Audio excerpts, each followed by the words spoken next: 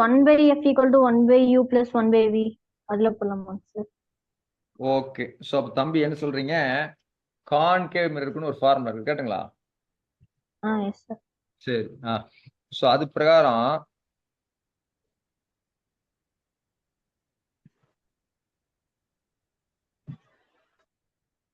So இது அவங்களே கொடுத்துட்டாங்க கொஸ்டின்ல. இட் இஸ் அ கான்கேவ் மிரர்னு இருக்கு இல்லைங்களா? கான்கேவ் மிரர் அப்படின்னு சொல்லிட்டாங்க. ரைட். சொல்லிட்டு ஆப்ஜெக்டை வந்து ஒரு பர்டிகுலர் லொகேஷன்ல பிளேஸ் பண்ணியிருக்காங்க. அதோட டிஸ்டன்ஸ் வந்து in terms of focal length அவங்க அதையும் எழுதிட்டாங்க கிளியராகவே, எஃப் இஸ் த ஃபோக்கல் லென்த்னு சொல்லி. ஸோ 1.5 டைம்ஸ் ஃபோக்கல் லென்த்ல இருக்குதுங்கிறாங்க. அப்போ இமேஜ் வந்து அதையும் answer in terms of focal length சொன்னா போதும் அப்படிங்கிறாங்க.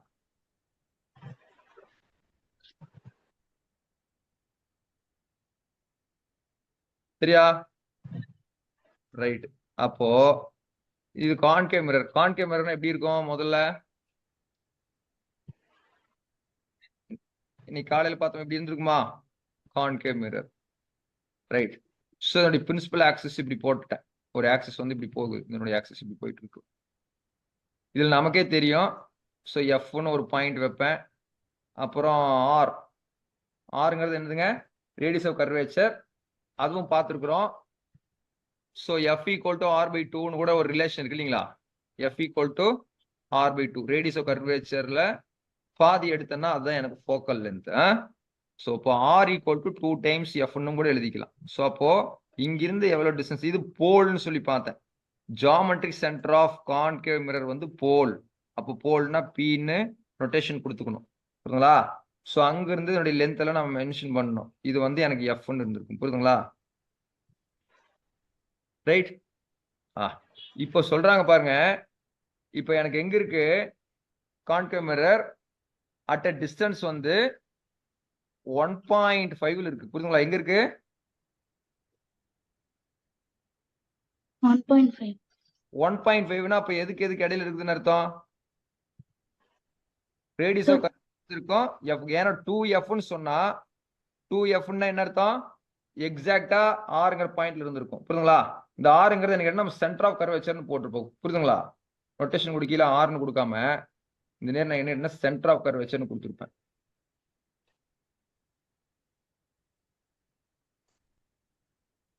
இது போட்ட ஞாபகம் இருக்கா?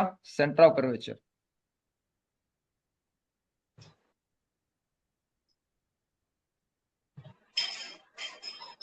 சரியா? அப்ப சென்டர் ஆஃப் கர்வேச்சர்ங்கிறது இது டிஸ்டன்ஸ். இது வந்து எனக்கு என்னவா இருக்கும்? 2 டைம்ஸ் எஃப் இருக்கும். இதுல எந்த தப்பு கிடையாது. இதுல ஏதாவது டவுட் இருக்கா?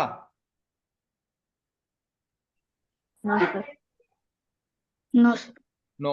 சரி. இப்போ இவங்க என்ன சொல்றாங்க? ஆப்ஜெக்ட் எங்க இருக்கு இப்போ? 1.5f link sir. 1.5 இப்போ 1.5 எப்படின்னா சிக்கும் எஃப்க்கும் இடையில இது இருக்கு, புரியுதுங்களா? சிக்கும் எஃப்க்கும் இடையில இங்க வச்சிருக்கீங்க.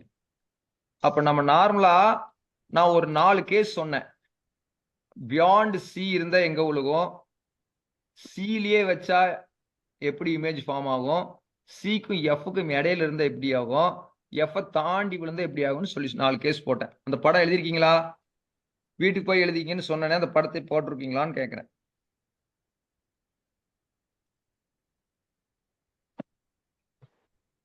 பாருங்க, இன்னைக்கு நான் சொல்லல, இதுதான் 4 கேஸ் நான் சொல்லியிருந்தேன். ரைட். அப்போ பாருங்க, பியாண்ட் சி இது ஆப்ஜெக்ட் இருக்கு. அதுக்கப்புறம் at C centre of curvature மேலேயே இருந்தா எப்படின்னு சொல்லி, அப்ப சிக்கும் எஃப்க்கும் இடையில இருந்தா என்னன்னு சொல்லி இங்க நான் போட்டிருக்கேன். பாருங்க, சி இங்க இருக்கு, எஃப் இங்க இருக்கு. அப்ப இமேஜ் எனக்கு எங்க விழுகுது? சியை தாண்டி இங்க விழுகுது, புரியுதுங்களா?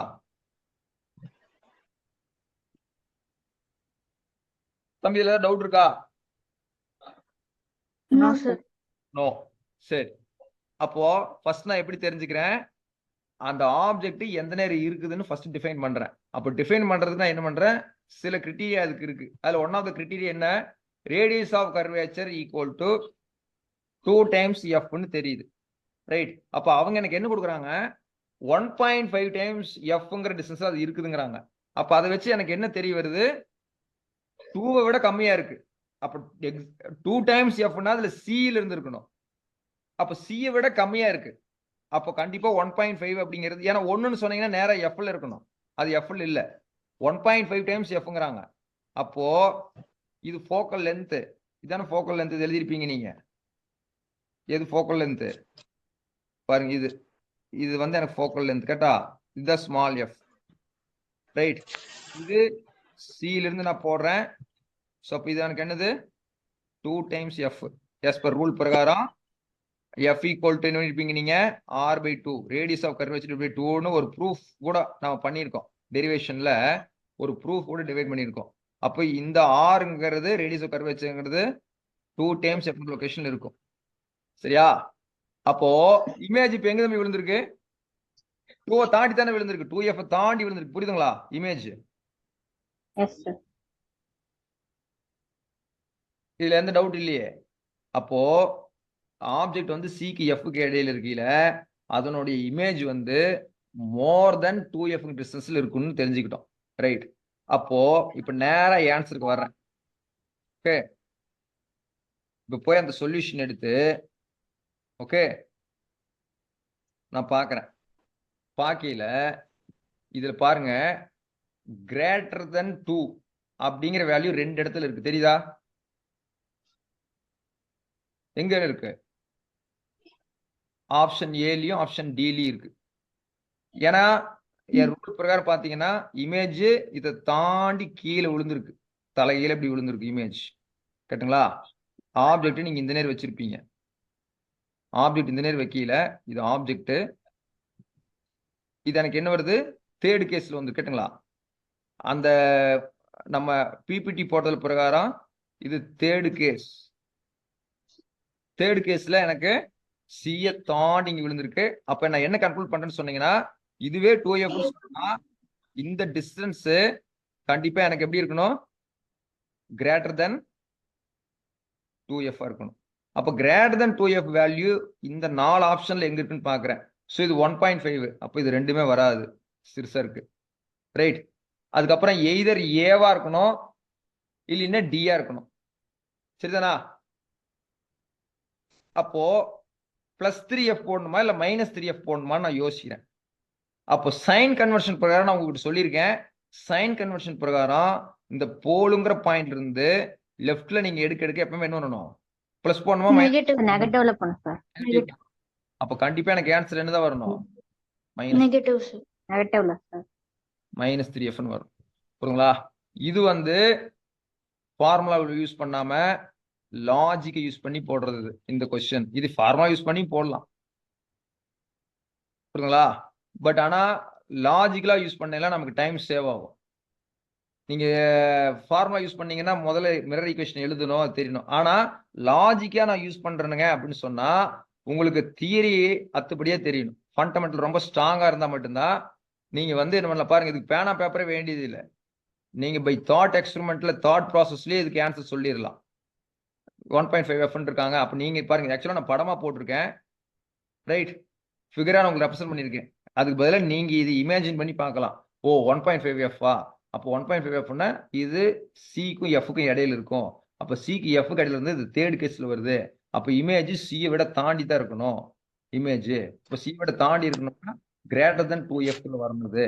அப்போ போயிட்டு அப்ப இதுக்கு ரெண்டு கீழே தூக்கிடலாம். அப்ப சைன் கன்வர்ஷன் பிரகாரம் நெகட்டிவ் தான் நம்ம யூஸ் பண்ணுவோம். அப்போ -3F வரும் அப்படின்னு. இது வந்து ஃபார்முலாவுக்குள்ள போகாம பியூர் அண்ட் பியூர் என்ன பண்றோம், நம்ம தாட் எக்ஸ்பெரிமெண்ட்ஸ் தாட் வேல்யூஷன்லயே நம்ம பண்ணிடலாம். இல்லைங்க சார், இது நான் வந்து ஃபார்முலா யூஸ் பண்ணி தான் போடுவேன் நானு, எனக்கு அதெல்லாம் ஆகாது அப்படின்னு சொன்னீங்கன்னா அப்படியும் போடலாம். ரைட்டுங்களா? சரி. அவங்க இமேஜ் தான் கேட்கறாங்க. சரி, அதுல முதல்ல மிரர் ஈக்குவேஷன் எழுதுவோம். மிரர் ஈக்குவேஷன் என்னது? 1/f is equal to 1/u plus 1/v.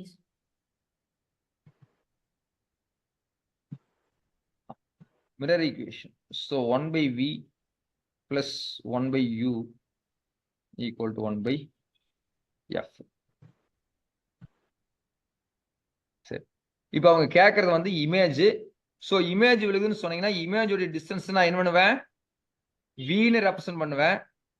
ஆப்ஜெக்டோடைய distance நான் என்ன பண்ணுவேன் யூன்னு ரெப்ரசென்ட் பண்ணுவேன். கேட்டுங்களா? U right.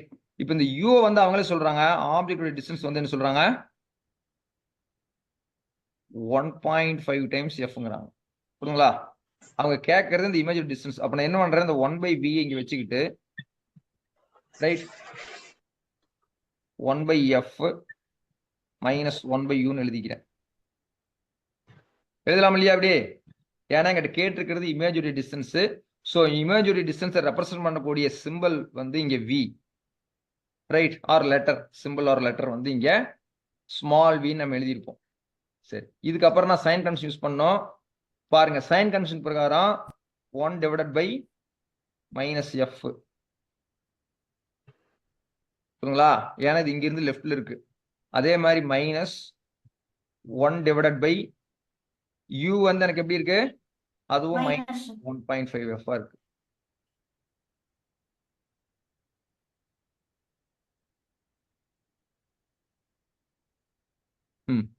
அப்போ இத சால்வ் பண்ணி சொல்றீங்களா என்ன வரும்னு? Yes, sir. சால்வ் பண்ணி சொல்லுங்க பார்க்கலாம்.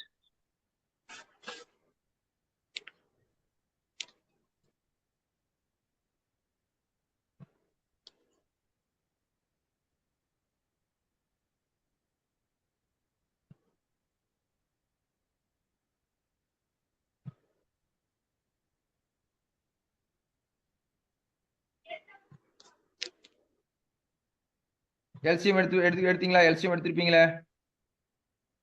Yes, sir. அப்ப எல்சிஎம் எடுக்கல என்ன வருது எனக்கு மைனஸ் 1.5 எஃப். ஸோ இந்த மைனஸ் ஆல்ரெடி ஒன்று இருக்கு. அப்போ இதற்கு என்ன ஆச்சு plus f. So divided by minus into minus plus ஆயிரும். ஸோ 1.5 எஃப் ஸ்கொயர் நான் எழுதுவேன். அப்போ மைனஸ் 1.5ல எஃப் போயிடுச்சுன்னா எனக்கு மைனஸ் 0.5 எஃப்னு வரும். ஸோ கீழே வந்து எனக்கு 1.5 எஃப் ஸ்கொயர்னு இருக்கும். ஸோ இந்த எஃப்ம் இந்த ஸ்கொயர் கேன்சல் ஆயிரும். ஸோ 0.5 1.5 போட்டிங்கன்னா எனக்கு 3 டைம்ஸ் வரும். இப்போ ஃபைனலாக எனக்கு ஆன்சர் எப்படி இருக்குன்னு கேட்டிங்கன்னா 1/v equal to 1 divided by 3 times எஃப்னு இருக்கும். இந்த மைனஸ் சைன் இங்கே இருக்கு, அது மறந்துடாதீங்க. ஸோ முன்னாடி ஒரு மைனஸ் சைன் சேர்த்திக்கணும். அப்போ v ஈக்குவல் டு எனக்கு என்ன எழுதலாம் மைனஸ் 3 டைம்ஸ் எஃப்னு எழுதிருக்கோம். ஸோ இது நீங்க கால்குலேஷன் ஈக்குவேஷன் எழுதி மேத்தமெட்டிக்கலா நாம இப்படி ஒர்க் அவுட் பண்ணியிருக்கோம். இது பாருங்க ஃபர்ஸ்ட் மெத்தட்ல நம்ம அந்த மாதிரி இந்த ஈக்குவேஷனுக்குள்ளேயே நான் போகாம ஜஸ்ட் ப்ராக்டிக்கலா லாஜிக்கலா என்ன வரும்னு அப்சர்வ் பண்ணி அதுல அப்படியே ஆன்சரை கொண்டு வந்துருக்கணும். இங்க ரெண்டு எப்படி போட்டீங்களா ஆன்சர் ஒன்னா தான் வரப்போகுது. அப்ப இமேஜ் எனக்கு எப்படி இருக்கும் ரியல் இமேஜா இருக்கும், இன்வெர்ட் ஆயிருக்கும், இன்வெர்டட். அதுக்கப்புறம் எனக்கு என்ன ஆயிருக்கும்